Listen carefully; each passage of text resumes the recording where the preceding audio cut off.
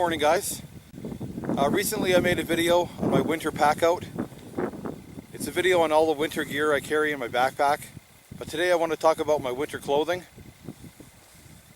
The three priorities of winter survival are fire, shelter, and water, and I look at my clothing as my shelter. Today we're going to be talking about natural and synthetic materials and their pros and cons. The key to staying warm and dry is a good base layer. Your base layer needs to be a material that wicks away moisture from your skin. If your skin gets wet, you will get cold. I wear a base layer made by Stanfields. It has two layers. The first layer is made from 50% cotton and 50% polyester for comfort and to keep you itch-free. The outer layer is made of merino wool and polyester for warmth and dryness. The merino wool actually wicks away moisture from your skin, keeping you nice and dry. The pros are it's machine washable and dryable. The next important part of staying warm is to dress in layers. It's important that these layers are loose fitting and not too many of them, otherwise you start to reverse the benefits. After my base layer are wool sweaters, and a good source is to shop at thrift stores. And I recommend finding sweaters that are at least 80% wool. Now, wool is a natural material that will insulate you even if it's soaking wet. I usually put on a large wool sweater, then over top of that an extra large, and then a double XL, so they're nice and loose fitting. It's just like if you compress the insulation in your house, it loses all of its insulative properties.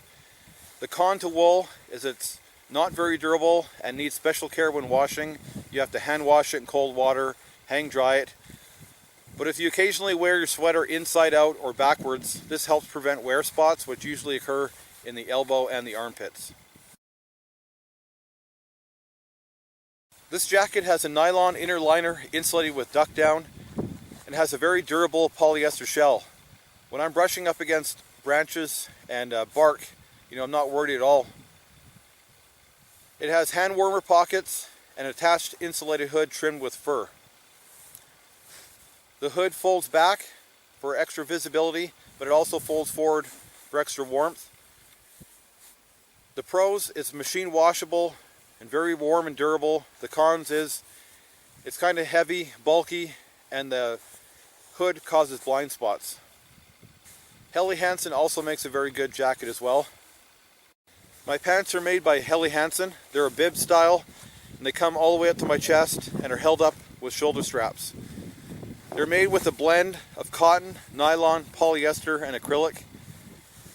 So the outside is very durable and water resistant, the same as my jacket. And the inside is, even though it's synthetic materials, it has a very wool-like quality. So the shoulder straps keep my pants from falling down, and when I bend over, I don't have to worry about cold air getting in between.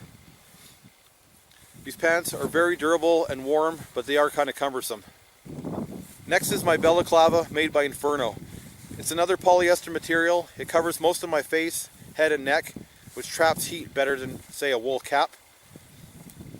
So when it gets really cold, you'll see me wear my snowboarding goggles and my Bula face mask.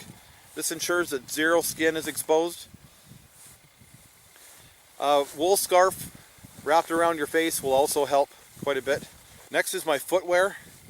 I have a very thick pair of wool blend socks rated for minus 60 Celsius. I lost all the information on them, so I can't remember the brand name. But I think about 2 or 3 pairs of regular wool socks will have the same effect. Next are my boots. They're made by Baffin Technologies. They're called Workhorse. They're rated for minus 60 Celsius and they're size 13. I try to buy boots at least one size bigger to accommodate thick socks. And you also want some wiggle room in your boots. Helps keep the blood circulating and your feet warmer. Besides Baffin Technologies, Dunlop also makes a very good boot, and so does Sorel. These boots are steel-toed and have very good traction. The pros is they're very durable and warm, but they are kind of heavy. Last but not least are my mitts. My hands are probably the most difficult thing to keep warm because I'm constantly taking my hands out. As you can imagine, you have almost zero dexterity wearing these. Undoing zippers, buckles, using a ferro rod, lighter, tying knots. Things like that are nearly impossible while wearing them.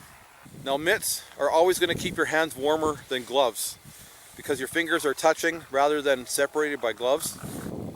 Inside are a thick wool mitt with a tough leather gauntlet style shell on the outside. This leather can take quite a beating against sharp branches and bark. Fur-lined mitts are better and warmer, but you just can't throw those kind of things in the washing machine. And because of the gauntlet style, they keep out the wind and the snow. The pros are they're very warm and durable, but the cons are you almost have zero dexterity.